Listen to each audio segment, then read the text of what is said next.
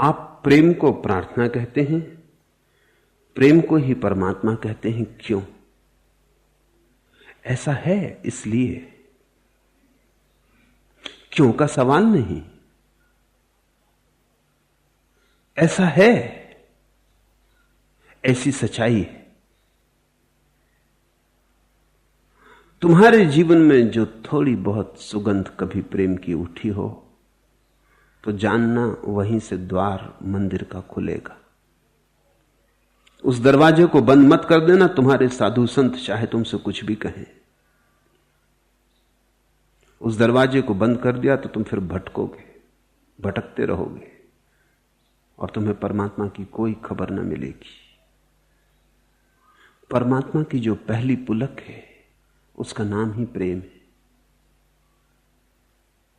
परमात्मा का जो पहला अनुभव है, परमात्मा शब्द भी उस अनुभव में नहीं आता, उसी का नाम प्रेम है। फिर प्रेम ही पवित्र होकर प्रार्थना बनता है, फिर प्रार्थना पवित्र होकर परमात्मा बन जाती। ये प्रेम के ही चरण है, ये प्रेम की ही सीढ़ी है।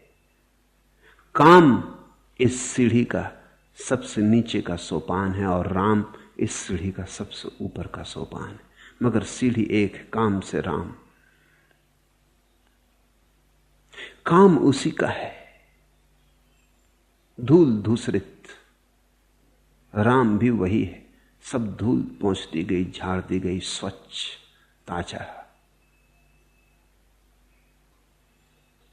धर लिए प्यासे अधर पर आह के सागर, प्यास पूरी इस मरुस्थल की नहीं होती। पी लिया इस उम्र ने वह प्रेम गंगा जल, अब इसे इच्छा किसी जल की नहीं होती। तुम जो प्रेम के मार्ग से खोज रहे हो वो परमात्मा को ही खोज रहे हो। नाम तुमने कुछ भी दिया हो, इसलिए तो साधारणता प्रेम तृप्त नहीं करता और अतृप्त कर जाता। कौन पति किस पत्नी से तृप्त हुआ है, या कौन पत्नी किस पति से तृप्त हुई है, या कौन मां किस बेटे से तृप्त हुई है, कौन मित्र किस मित्र से तृप्त है? कारण पूछो, क्या कारण है? संसार में सभी लोग प्रेम करते और अतृप्ति का ही अनुभव होता है, कहीं तृप्ति नहीं होती। क्योंकि प्रेम की जो खोज है वो परमात्मा से ही तृप्त हो सकती। तुमने किसी को प्रेम किया, प्रेम करते ही तुम्हारी जो आकांक्षा होती है गहरे में वो ये होती है कि ये व्यक्ति परमात्मा जैसा हो। वो सिद्ध नहीं होता परमात्मा जैसा, इसलिए अतृप्ति रह जाती, बेस्वाद हो जाता है, मन तिक्त हो जाता है। तुम जब किसी व्यक्ति को प्रेम करते हो तो तुमने देखा कि तुम्हारी आकांक्षा होती इससे सुंदर और कोई ना हो, इससे श्रेष्ठ कोई और ना हो, इससे सत्यतर कोई और ना हो। तुमने परमात्मा की मांग कर ली, तुमने सत्यम शिवम सौंदर्यम को मांग लिया, और निश्चित ही कोई व्यक्ति इस कसौटी पे खरा नहीं उतरता। तो धीरे धीरे प्रेमी हताश हो जाता, वो कहता कि नहीं, गलत जगह मांग लिया। अमृत पीने गए थे और जो पिया तो पता चलता है कि अमृत तो कुछ भी नहीं, जहर सिद्ध होता है। फिर मन उचाट हो जाता, फिर भागा भागा, फिर कहीं और किसी और जगह किसी और प्रेम में पड़ जाए, वहां खोज ले। ऐसा जन्मों जन्मों तक मन का पक्षी उड़ता है, नए नए स्थानों पर बैठता है। एक सूफी फकीर को एक सम्राट मिलने आया। सम्राट बहुत दिन से उत्सुक था मिलने को इस फकीर से, और कई बार संदेशा भी भेजा था कि तुम आओ, लेकिन फकीर कहता कि अगर मिलने को तुम उत्सुक हो तो तुम ही आओ, मेरे आने से चूक हो जाएगी। आने को मैं आ सकता हूं लेकिन सार ना होगा, क्योंकि जिज्ञासु जब आता है तो उसके आने में ही जिज्ञासा सघन होती, प्रकट होती। तुम इतना तो मूल्य चुकाओ। तो अंततः सम्राट को आना पड़ा। वो जब आया तो फकीर की झोपड़ी पे फकीर नहीं था, उसकी पत्नी थी। उसने कहा आप बैठे, आप विराजें, मैं उन्हें बुला लाती हूं, वे पीछे खेत पर काम करने गए। तो सम्राट ने कहा कि ठीक है तुम बुला लाओ। सम्राट वहीं टहलने लगा। उसकी पत्नी ने फिर कहा कि आप आए हमारे धन्य भाग, पर बैठे तो उसने एक फटी पुरानी दरी बिछा दी कि आप विराजें। लेकिन सम्राट ने कहा कि मैं टहलूंगा, तू बुला ला पति को। वो बड़ी दुखी होकर पति के पास गई। उसने पति को रास्ते पे कहा कि सम्राट कुछ अजीब है, मैंने बार बार कहा कि बैठे विराजन, दरी भी बिछा दी मगर वो बैठता नहीं। फकीर हंसने लगा। उसने कहा कि वो दरी उसके बैठने योग्य नहीं, उसके बैठने योग्य जगह होगी तभी बैठेगा। तुमने बहुत जगह मन के पंछी को बिठाने की कोशिश की, वो बैठ नहीं पाया। प्रेम का पक्षी बहुत स्थानों पर बैठा, बैठ नहीं पाया, उठ आता है, उसके योग्य जगह नहीं मिलती। उसकी योग्य जगह तो परमात्मा ही है। जब भी तुम प्रेम में पड़े तुम परमात्मा के ही प्रेम में पड़े, लेकिन शायद तुमने ज्यादा की मांग कर ली बहुत थोड़े से। अब किसी स्त्री से या किसी पुरुष से तुम परम सौंदर्य की मांग करो तो भूल हो जाएगी, या परम सत्य की या परम श्रेयस की। परम की मांग तो परमात्मा से ही हो सकती है। तुमने इधर उधर मांग की तो मांग पूरी न होगी तो तुम अतृप्त हो जाओगे, तो बेस्वाद हो जाएगा, मन कड़वा हो जाएगा, तिक्त हो जाएगा, फिर तुम प्रेम पात्र बदलते रहोगे। हम इसलिए तो कभी प्रेम में तृप्त नहीं हो पाते। प्रेम तृप्त होता है, प्रेम भी बैठता है सिंहासन पर अपने सिंहासन पर धर लिए प्यासे अधर पर आह के सागर। सागर भी तुम पी जाओ, प्यास लगी हो और आदमी सागर में हो तो जल जैसा ही तो लगता है सागर का जल, लेकिन उसके पीने से प्यास बुझती नहीं, प्यास बढ़ती। भूल के सागर का पानी मत पी लेना। सागर का पानी पीने से प्यास बुझती नहीं, बढ़ती। और सागर के पानी के बिना आदमी जिंदा रह सकता है, सागर का पानी पिया तो मरेगा, निश्चित मौत हो जाएगी। और सागर का पानी पानी जैसा लगता है, सिर्फ दिखाई पड़ता है पानी जैसा, पानी नहीं। सागर का पानी भी पानी बन सकता है, लेकिन बहुत तरह की शुद्धियों से गुजरेगा तब। अभी जैसा है अभी तो बहुत खतरनाक है। धर लिए प्यासे अधर पर आह के सागर। प्यास पूरी इस मरुस्थल की नहीं होती, पी लिया इस उम्र ने वह प्रेम गंगा जल, अब इसे इच्छा किसी जल की नहीं होती। और एक बार तुम्हें प्रेम का वास्तविक अर्थ समझ में आ जाए, अनुभव में आ जाए, एक बार प्रार्थना का स्वाद आ जाए, पी लिया इस उम्र ने वह प्रेम गंगा जल, फिर तुम्हें किसी और पानी की जरूरत न रह जाएगी। जीसस के जीवन में उल्लेख है, वे एक कुएं के पास गए, थके मांदे हैं, राह से यात्रा करके आ रहे हैं, दूर से यात्रा करके आ रहे हैं। कुएं पर पानी भरती एक स्त्री को उन्होंने कहा कि मुझे पानी पिला दे, लेकिन उस स्त्री ने कहा कि मैं थोड़ी ओछी जात की हूं, शायद आप पीछे पछताएं कि मेरा पानी पी लिया। जीसस ने कहा तू फिक्र छोड़, तू मुझे पानी पिला दे और फिर मैं तुझे ऐसा पानी पिला सकता हूं, मेरा पानी, कि तेरी प्यास सदा सदा के लिए बुझ जाए। तेरे पानी से तो क्षण भर को मेरी प्यास बुझेगी, लेकिन मेरे पानी से तेरी प्यास सदा को बुझ सकती। जीसस जिस पानी की बात कर रहे हैं उसी को मैं प्रेम कहता हूं। प्राण का यह दीप जलने के लिए है, प्यार से अंतर पिघलने के लिए है। बन अकंचन पावड़े पलकें बिछाए, कान अपना ध्यान आहट पर लगाए। पुलक में हर अंग होने को समर्पण, आप मन भावन करो पावन वचन मन।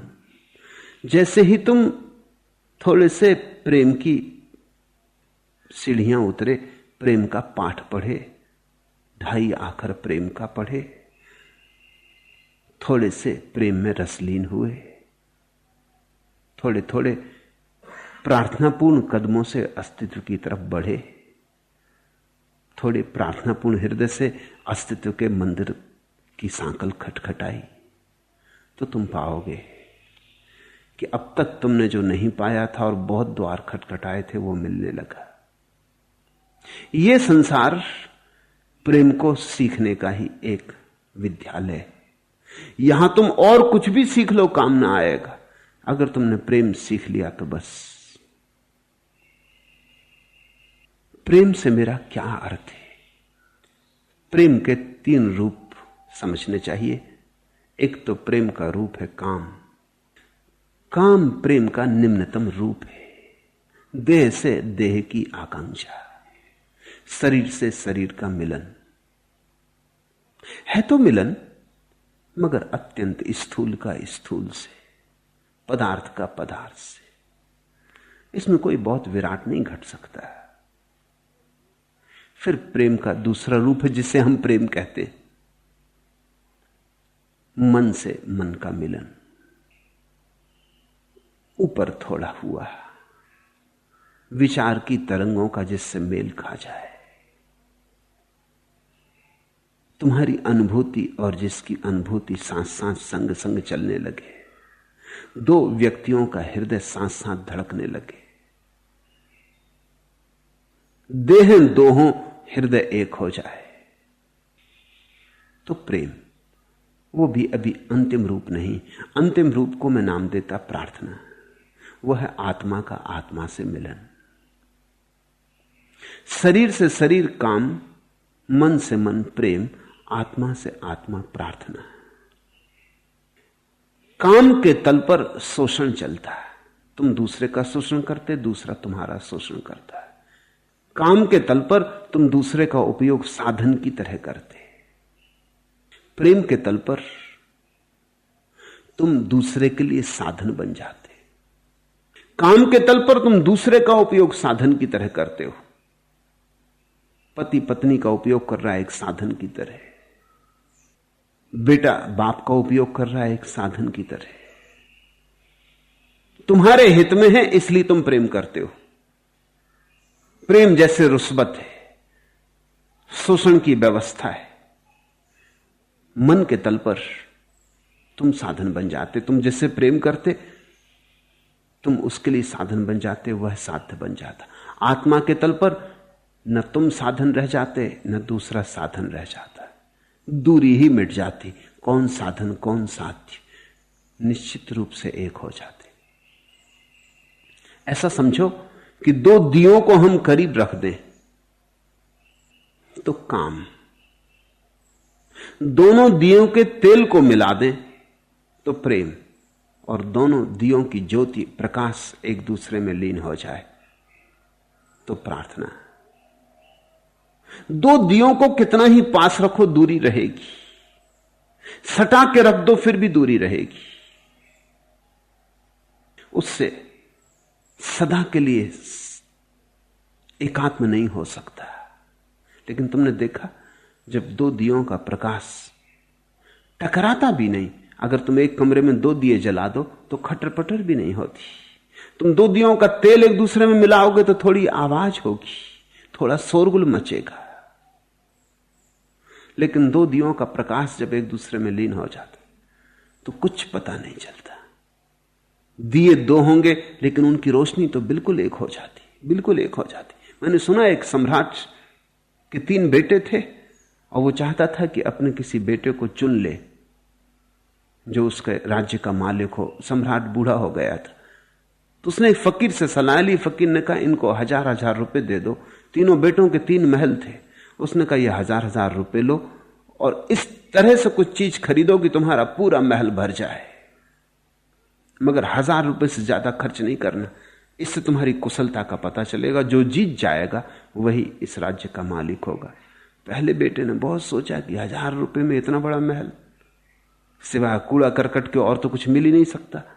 1000 रुपया तो ढोने में लग जाएगा, कूड़ा करकट जब पूरा महल भरना। तो वो तो गया, तो उसने जाके जहां म्युनिसिपल कचरा फेंकती होगी गांव भर का, वहां से सब बैलगाड़ियों में भरवा भरवा के महल में पूरा कचरा भर दिया। क्योंकि इससे और तो सस्ती कोई चीज हो नहीं सकती थी, मुफ्त था, सिर्फ ढोने का खर्च था। ढोने में 1000 रुपए खर्च हो गए, महल भर दिया उसने। भयंकर बदबू उठने लगी, राह से लोगों ने चलना बंद कर दिया। उसके महल के आसपास लोग न जाते। वो भी अपने बाप से प्रार्थना करने लगा कि अब जल्दी वो परीक्षा हो जाए, क्योंकि मैं भी मरा जा रहा हूं, तुमने कहां का उपद्रव करवा दिया है। दूसरे बेटे ने बहुत सोचा। उसने कहा कि कूड़ा करकट से घर को भरना तो अपात्रता का लक्षण होगा, तो क्या करना, कैसे घर को भरे। घर तो भरना चाहिए फूलों से, कूड़े से तो नहीं। तो उसने फूल खरीदे, लेकिन 1000 में कितने खरीद सकता था, महल बड़ा था। भरने की तो बात दूर रही, ऐसे छिटक दिए सारे महल में फूल। तीसरे बेटे ने कुछ भी उपाय ना किया। जिस दिन बाप आया तब तक उसने कुछ भी ना किया था, और गांव भर में चिंता फैलने लगी कि ये तीसरा बेटा हार जाएगा, कुछ कर क्यों नहीं रहा है, बैठा क्यों है। तीसरे दिन उसने तो दिए जलाए, घी के दिए जलाए सारे महल में। बाप फकीर को लेके आया। फकीर ने पहले बेटे को कहा कि इसने बात तो पूरी कर दी, घर तो भर दिया, लेकिन जिस चीज से भर दिया उससे सिर्फ अयोग्यता सिद्ध होती। इसने गणित तो पूरा कर दिया, लेकिन समझ इसके पास नहीं। तर्क तो इसने पूरा कर दिया कि घर भर दिया, लेकिन जिस चीज से भरा है इसका इसने कोई विचार ना किया। इस व्यक्ति के जीवन में गणित तो है, गुण नहीं है। तर्क तो है, बोध नहीं है। यंत्रवत है इसकी बुद्धि, इसको राज्य देना ठीक नहीं। वो दूसरे व्यक्ति के पास पहुंचे। उसने महल में फूल रखे थे, लेकिन फूल सब मुरझा गए थे, कई दिन हो गए थे, सड़ने लगे थे, उनसे दुर्गंध उठने लगी थी, और महल भरा भी नहीं था। तो फकीर ने कहा यह पहले से बेहतर है, इसके पास थोड़ी गुण बुद्धि है, फूल लाया, लेकिन इसके पास दूरदृष्टि नहीं कि ये फूल सड़ जाएंगे। फूल तो तभी सुंदर जब ताजे। सच तो ये फूल तो वृक्ष पर ही सुंदर होते हैं, तोड़े कि मरे कि उनका सड़ना शुरू हुआ। इसने सोच विचार तो थोड़ा किया, दूरदृष्टि है, लेकिन गणित इसका कमजोर है। दूरदृष्टि नहीं है और गणित भी कमजोर है, मकान पूरा भरा भी नहीं। पहले का गणित मजबूत है, गुण का कोई बोध नहीं, इसे गुण का बोध है। गणित कमजोर है और दूरदृष्टि बिल्कुल नहीं। यह खतरनाक है, इसको भविष्य का पता नहीं रहेगा, यह राज्य को खतरे में डाल सकता है। वे तीसरे बेटे के पास गए। राजा तो थोड़ा चिंतित होने लगा कि अगर ऐसा मामला हुआ, तीनों बेटे कहीं अयोग सिद्ध कर दिए इस फकीर ने, तो फिर मैं क्या करूंगा। तीसरे बेटे के महल में जाकर राजा तो खड़ा हो गया। उसकी तो समझ में ना आया, महल पूरा खाली था। उसने कहा यह क्या मामला है, तुमने प्रतियोगिता में भाग नहीं लिया। बेटे ने कहा मैंने भाग लिया, जरा गौर से देखे। फकीर बोला कि मैं देख लिया हूं राजा, तुम्हारी समझ में ना आएगा। इसने महल भर दिया, रोशनी से भर दिया है, एक एक कोने कांटे में रोशनी है, कोई जगह खाली नहीं। महल तो भर ही दिया, महल के बाहर तक रोशनी पहुंच रही, बगीचा भी भरा है, राह भी भरी है। इस बेटे के पास गणित भी है, गुण बोध भी है, भविष्य दृष्टि भी। इसने पहले से कुछ नहीं किया। अभी हम आ ही रहे थे रास्ते पे, तब इसने दिए जलवा दिए। इसके पास समय की भी समझ है। हजारों दिए जलाए थे उसने, 1000 रुपए में खूब दिए जल गए थे, और घी के जलाए थे। दिए तो बहुत थे, लेकिन रोशनी एक थी। और उस फकीर ने कहा इस बेटे में थोड़ा अद्वैत का बोध भी है। इतने दिए लेकिन रोशनी एक। इसने एक से ही भर दिया है पूरे महल को। यह बेटा योग्य है। काम है दो शरीर का मिलना, और अंत में कचरा ही सिद्ध होता है, दुर्गंध पैदा होती। काम से कब सुगंध उठी, काम से विषाद होता है, पश्चाताप होता है। काम आज नहीं कल सड़ान देने लगता है। प्रेम काम से बेहतर है। थोड़े फूल हैं प्रेम में, कूड़ा कचरा नहीं। लेकिन मन के फूल कितनी देर जिएंगे। मन स्वयं क्षणभंगुर है। मन कोई टिकने वाला तो नहीं, शाश्वत और नित्य से मन का कोई संबंध नहीं। तो आज फूल कल मुरझा जाते। तुमने देखा पश्चिम में जहां लोग प्रेम को बहुत मूल्य देते हैं, पूरब से ज्यादा मूल्य देते हैं, वहां बड़ी अड़चन है। विवाह मुरझा जाता है, तलाक हो जाते, पूरब में लोग विवाह को मूल्य देते हैं, प्रेम को मूल्य नहीं देते। तो विवाह स्थायी होता है। विवाह पहले तल पर है, वो दो शरीरों का मिलन है। न तो मनुष्य से पूछा जाता, पुरुष से पूछा जाता, ना स्त्री से पूछा जाता। मां बाप तय करते हैं, पंडित पुरोहित ज्योतिषी तय करते। धन पैसा है या नहीं, कुलीन परिवार है नहीं, स्वास्थ्य ठीक है या नहीं, पढ़ाई लिखाई ठीक हुई या नहीं, प्रतिष्ठा कैसी है, दुकान कैसी चलती, सब बातें सोच के तय करते। प्रेम भर के बाबत नहीं सोचते। ग्रह नक्षत्र भी सोचते, बड़ी दूर की सोचते, पास की बिल्कुल नहीं सोचते। प्रेम का संबंध में कोई मामला बात ही नहीं उठाते कि इस लड़के को लड़की से प्रेम है, लड़के को लड़की से, कि लड़की को लड़के से, किसी से प्रेम है। प्रेम की बात ही नहीं उठाते, क्योंकि पूरब एक बात समझ गया, प्रेम का मामला बड़ा खतरनाक है, क्योंकि फिर विवाह स्थिर नहीं हो पाता। प्रेम है मन की बात, मन अथिर है, शरीर कम से कम थोड़ा स्थिर है, टिकता है। 70 साल तो टिकता है, थोड़े बहुत फर्क होते रहते हैं, लेकिन ऐसे टिकता है। मन तो घड़ी भर में बदल जाता है। अभी जिस स्त्री के लिए जान देने को तैयार थे, क्षण भर बाद बात खत्म हो गई। इसलिए पश्चिम में विवाह अस्त व्यस्त हो गया, परिवार डमाडोल हो गया। लोगों ने प्रेम को मूल्य दिया है। लोग कहते हैं प्रेम होगा तो साथ। पूरब में लोग कहते हैं अपनी पत्नी के सिवाय किसी स्त्री से कोई संबंध बनाया तो पाप। पश्चिम में लोग कहने लगे हैं जिससे प्रेम नहीं उसके साथ कोई संबंध बनाया तो पाप। फिर चाहे वो तुम्हारी पत्नी ही क्यों ना हो, अगर उससे प्रेम नहीं है तो उसके साथ सोना पाप, और जिससे प्रेम है वो चाहे तुम्हारी पत्नी ना भी हो, उसके साथ सोना पुण्य। ये बड़ी दूसरी नीति है। पूरब की नीति शरीर के तल पर खड़ी है, पश्चिम की नीति मन के तल पर। लेकिन पूरब की नीति ज्यादा चिरस्थायी।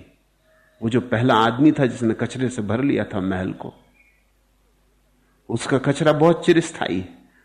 दूसरे ने फूल से भरा था, वो बड़े क्षणभंगुर है। असल में जितनी सुंदर चीज हो उतनी जल्दी कुम्हला जाती। पत्थर तो वहीं पड़े रहेंगे, फूल सुबह खिले सांझ गिर जाएंगे।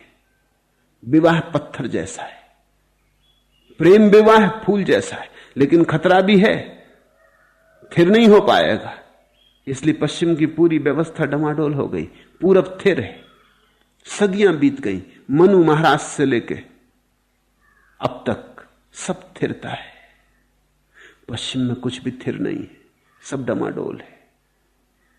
जितने लोग विवाह करते हैं उनमें से आधे लोग 3 साल के भीतर तलाक दे देंगे। अब ऐसा आदमी तो खोजना ही मुश्किल है जो एक ही पत्नी के साथ टिक रहा है। पत्नियां न मालूम कितने पत्नियों के पास गई हैं, पति न मालूम कितनी पत्नियों के पास गए हैं। बच्चों की भीड़ बढ़ती जाती है, तय भी करना मुश्किल हो जाता है कौन किसका बच्चा है। मैंने सुना एक पत्नी अपने पति से कह रही थी कि देखो रुकावट डालो, तुम्हारे बच्चे और मेरे बच्चे मिलकर हमारे बच्चों को पीट रहे हैं।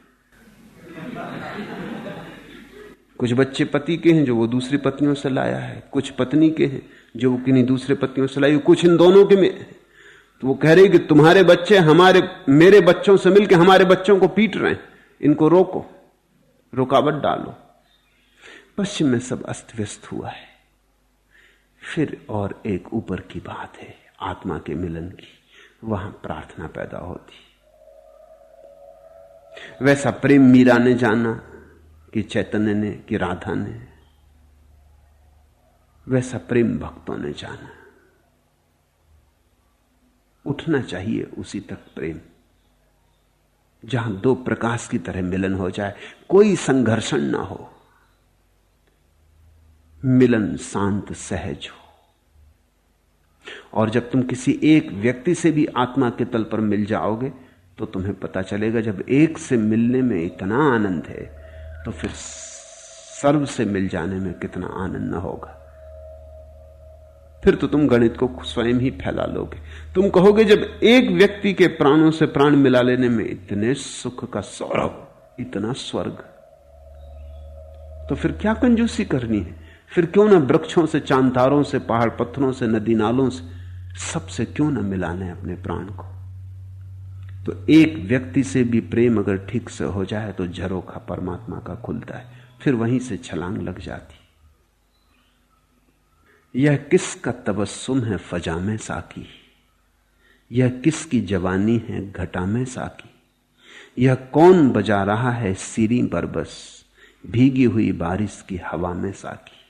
फिर प्रेम से भरे हुए आदमी को हर जगह उसकी ही पग ध्वनि सुनाई पड़ती, घटाओं में, बिजलियों में, सब जगह उसके ही घूंघर बजते मालूम होते। यह किसका तबस्सुम है फजा में साकी।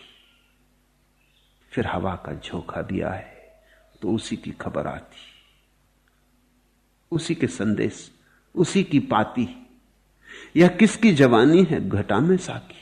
फिर घटा घुमड़ के उठे तो भी वही उठता, सब अंगड़ाइयां उसकी, सब फूल उसके, सब पत्ते उसके। यह कौन बजा रहा है सीरी बरबस। फिर जो भी संगीत गूंज रहा है इस अस्तित्व में उसी का है, वही बजा रहा। ये बांसुरी उसकी, ये वेणु उसकी, भींगी हुई बारिश की हवा में साकी। और फिर भींगी हुई बारिश से हवा की तो भी उसके ही स्पर्श का पता चलता, उसके ही होने की गंध आती, पृथ्वी से और आकाश से उसके ही होने की खबर आती। हर घड़ी में सोते जागते उठते बैठते वही घेरे रहता है। लेकिन परिभाषा इस तत्व की नहीं हो सकती, प्रेम में अनुभव हो सकता है। परिभाषा मत मांगो, प्रेम मांगो।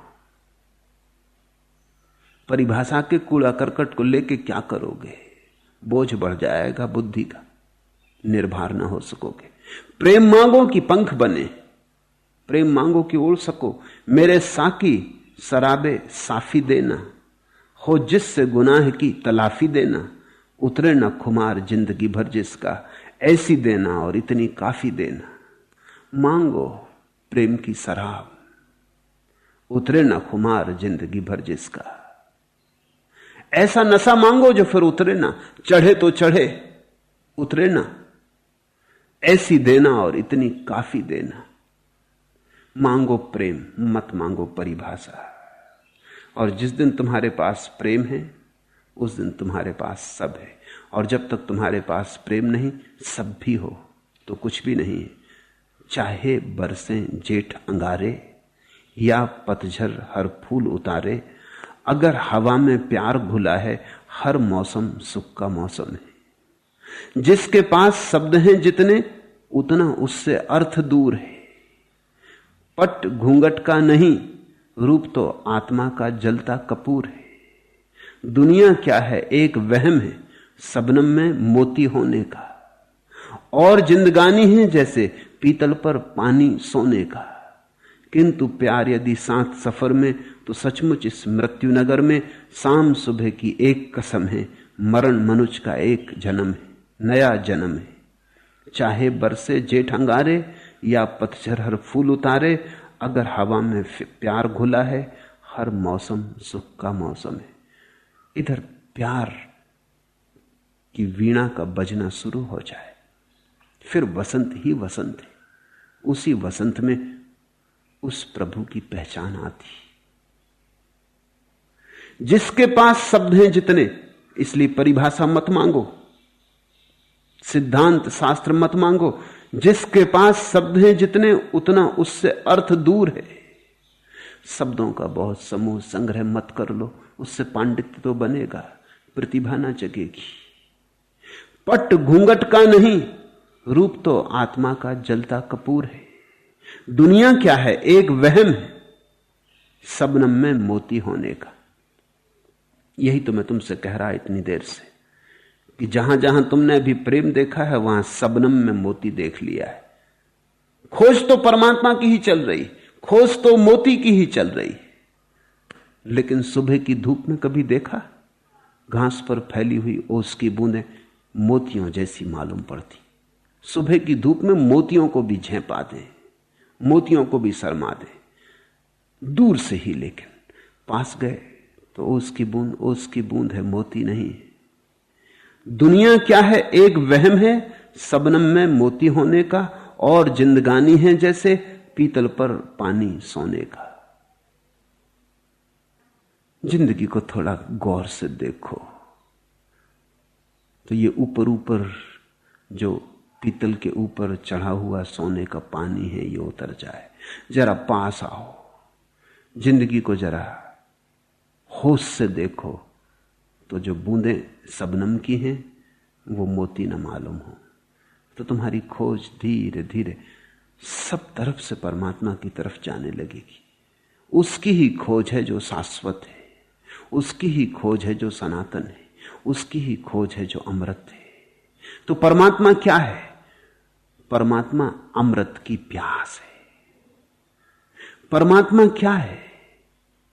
परमात्मा तुम्हारे भीतर सनातन की खोज है, शाश्वत की खोज है। परमात्मा की प्रतिमा क्या है? ये जो गवेषणा में आतुर, जिज्ञासा और मुमुक्षा से भरा हुआ खोजी, इसी में परमात्मा की प्रतिमा है, कहीं और नहीं, पत्थरों में नहीं, मंदिर की मूर्तियों में नहीं।